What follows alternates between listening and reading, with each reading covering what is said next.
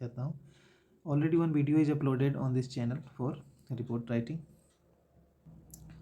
and we will see that what is a report first. तो मान लो कि आप एक पत्रकार हो और कोई घटना घटी है और आपको रिपोर्ट लिखना है. हाँ फ्रेंड्स, बस वैसे ही आपको रिपोर्ट लिखने होते हैं. That's why it is written for past event कि what is a report. It is a brief account, not a big one. It's a brief account of an event that has already taken place. जो घटना घट चुकी है उसी के बारे में हम एक अकाउंट देते हैं. तो रिपोर्ट राइटिंग क्या है? लॉन्ग एंड शॉर्ट रिपोर्ट हो सकते हैं, फॉर्मल एंड इनफॉर्मल रिपोर्ट्स हो सकते हैं, इंटरनल एंड एक्सटर्नल रिपोर्ट्स हो सकते हैं, वर्टिकल एंड लेटरल रिपोर्ट्स हो सकते हैं, progress reports, periodic reports, feasibility reports. तो ऐसे बहुत तरह के रिपोर्ट्स होते हैं माय डियर फ्रेंड्स. लेकिन हमें कौन सा रिपोर्ट लिखना है एग्जाम में? हमें लिखना है शॉर्ट रिपोर्ट. ये who and what is the report for, इस बात का हम ध्यान रखेंगे कि हम किसको रिपोर्ट लिख रहे हैं, किस बारे में रिपोर्ट लिख रहे हैं. Before you write a report you need to be clear about whom you are writing the report. ठीक है, the general public, academic staff, senior management, customer, client, किसको लिख रहे हैं. Who and what is the report for. Video को stop करके आप इसको लाइन बाय लाइन भी पढ़ सकते हो. I am telling you the gist कि who and what is the report for, किसको लिख रहे हैं, किस बारे में लिख रहे हैं. तो सारे टॉपिक क्लियर होने चाहिए रिपोर्ट राइटिंग में.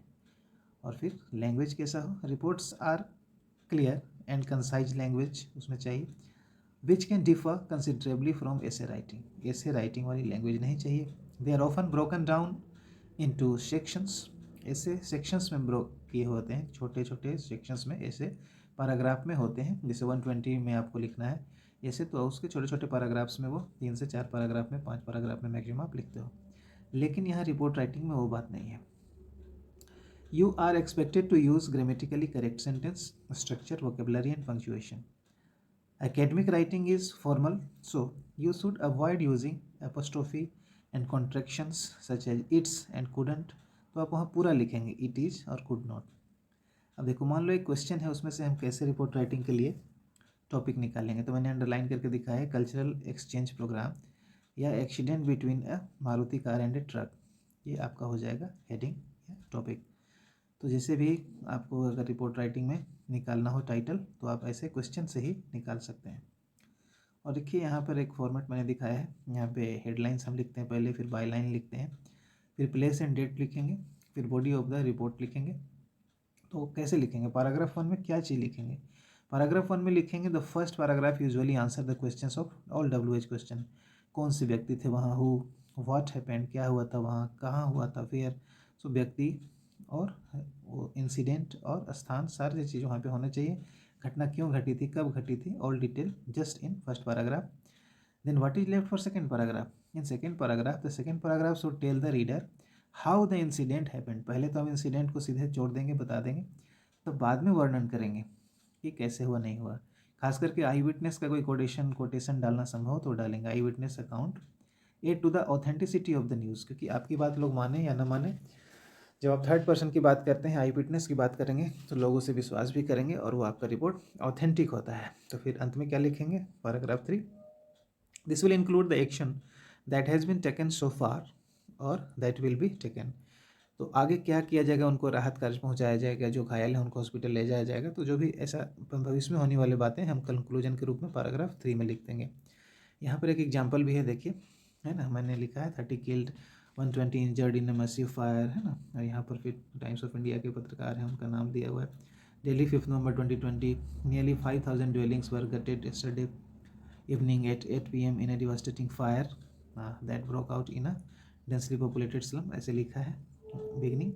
और फिर जैसा कि स्टेप दिखाया गया था सेकेंड में, कॉज एंड डिफेक्ट दिखाया गया कि the cause of the fire is still unknown according to an official. देखो यहाँ पे विटनेस लेने की कोशिश किया गया है. और लास्ट में राहत बचाव कार्य से रिलेटेड बातें. The chief minister of Delhi visited the area and ordered an inquiry to establish the cause of the fire. और आगे क्या होना है इंजर्ड को. He also announced grants in the form of cash. Cash दिया जाएगा इंजर्ड को, and kind to the family. Same type of package will be given to the families for help of the deceased, जो मर गए हैं, and the injured, जो घायल हैं. तो ऐसे हम रिपोर्ट लिख लेंगे. फिर से मैं आपको मेन पॉइंट्स याद करवा दूं जो मैंने खास आपके लिए कंपोज किया है. Provide suitable title. सबसे पहले तो आप सूटेबल टाइटल और हेडिंग लिखते हैं, जो कि आपको क्वेश्चन से ही मिल जाएगा. फिर write the name of the reporter, reporter का नाम लिखते हैं। Mention the place, date, time and another relevant facts, और जो भी ज़रूरत की चीज़ें हैं, प्लेस का नाम, डेट और फिर जो टाइम था घटना का वो। Don't use first person pronouns कि मैं वहाँ था, मैंने ये किया, मैंने वो किया, क्योंकि आपने तो कुछ किया नहीं, जो घटना घटी है उसके बारे में आपको लिखना है। तो आई, वी और मी को आप अवॉइड करेंगे।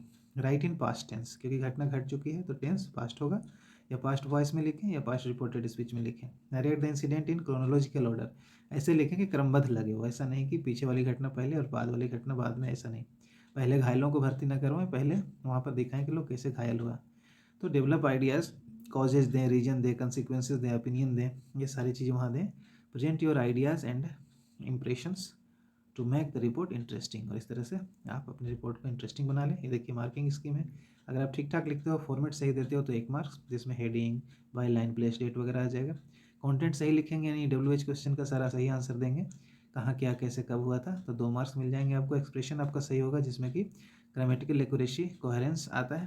कोहेरेंस मीन्स आप एक सिलसिलेवार ढंग से अगर लिखे हैं जिसका एक सही अर्थ आता है, स्ट्रीम ऑफ कंसिस्टेंस है उसमें, तो उसके लिए 2 मार्क्स आपको मिल जाएंगे। ठीक है, यहाँ पर हमारे क्लास 8 टीवी का एक एग्जाम्पल है रीडर बुक से, तो आप देख सकते हैं। फिर आगे बहुत सारी थ्योरीज हैं जो कि आप गूगल पे पढ़ सकते हैं। Long report and short report क्या होता है, फॉर्मल एंड इनफॉर्मल रिपोर्ट्स क्या होता है, तो उस पर ना जा करके आप इसी पे फोकस करें कि जो मेन बातें हैं वो क्या है। ये रहा मार्किंग स्कीम, आप फिर से इसको देख लेना। ये है main points to keep in mind when you are writing a report.